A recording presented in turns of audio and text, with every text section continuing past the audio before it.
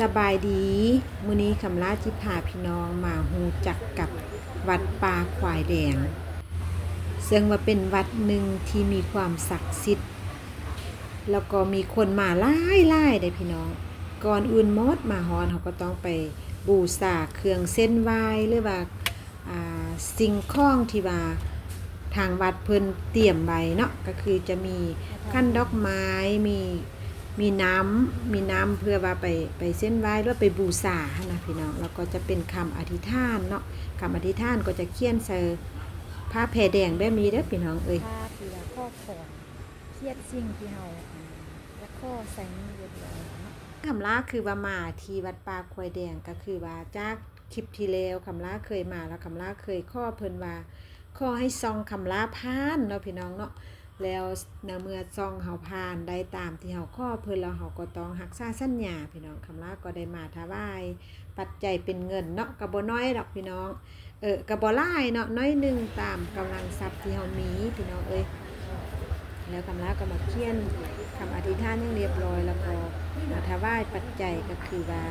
ที่คำลาได้ว่าปากรนี่แหละพี่น้องถวายให้ครูบาเนาะแล้วเพิ่นก็ครูบาจะให้ลาให้พรก็จะมีการผูกแขนมัดแขนพี่น้องก็จะมีการฟิตน้ำมนต์อีกได้พี่น้องครูบาเพิ่นก็ฟิตน้ำมนต์เพิ่นว่าสิ่งได้ไม่ออกข้อก็ข้อให้ได้ตาม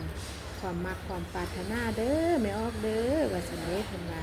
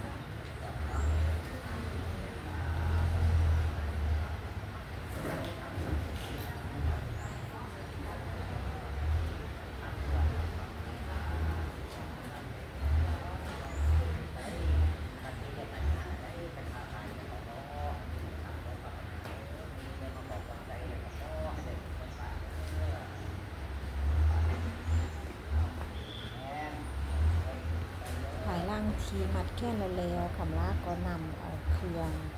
นำเอาความปรารถนาเนาะไปมัดไว้ที่ผนังหรือว่าด้านล่างของท้าวเวสสุวรรณนะพี่น้องวัดป่าควายแดงจุดพิเศษก็คือท้าวเวสสุวรรณจะเฮ็ดองค์บ่ใหญ่พี่น้องแล้วก็เป็นหมื่นล้านคำข้อพรเพิ่นเนาะ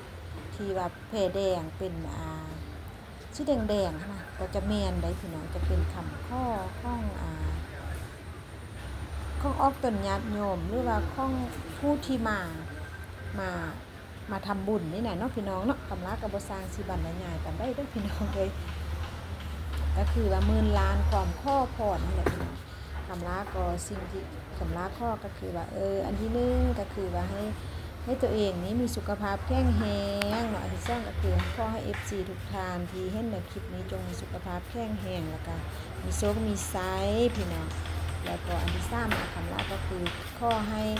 ซองเนาะขอให้ซองนี้จงไปด้วยดีให้นะพี่น้องมีการพัฒนามีการกดไลค์กดแชร์มียอดไลค์ยอดวิวอันนี้คำลาเชื่อว่าทุกคนที่ทำซองก็คือซีเมนต์หัวอกเดียวกันนะพี่น้องเนาะคำลากระบอกพาดได้คำลากระข้อไปได้พี่น้อง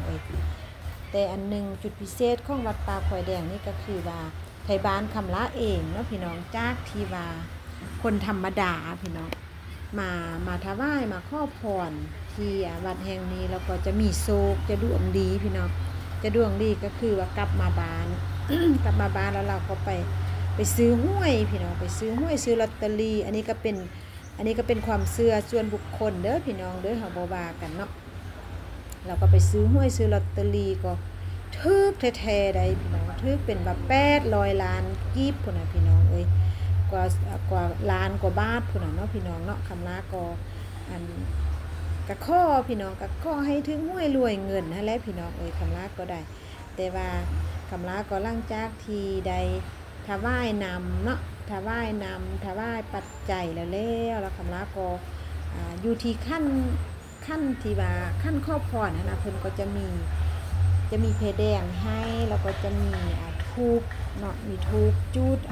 เสียงดวงนะพี่น้องเนาะเสียงโศกเสียงดวงนะคำลาก็มาจุดได้พี่น้องคำลาก็มาจุดแล้วคำลาก็ยังว่าโอ้ยคำลาก็ถือว่าเพิ่นจะให้คำลาได้พี่น้องแต่ว่าคำลาปึกเองเนาะอันเลขทูปของคำลานะพี่น้องอยู่บันทายเด้อพี่น้องจะเห็นเนาะที่เห็นผ้าแดงๆนี่ล้วนแล้วแต่เป็นคำอธิษฐานคำข้อของทุกคนที่มากราบมาไหว้นะพี่น้องเนาะ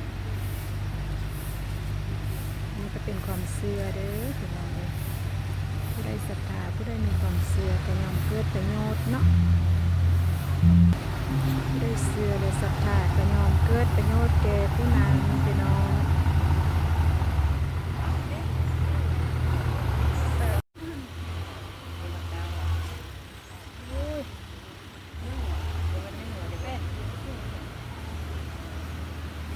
นี่จะเป็น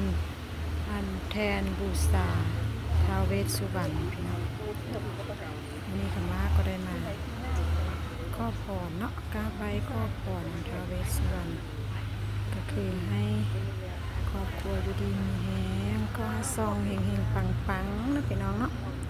ก็ขอให้พี่ๆเพื่อนๆทุกท่าน FC ทุกท่านที่เห็นคลิปนี้จงมีโชคมีชัย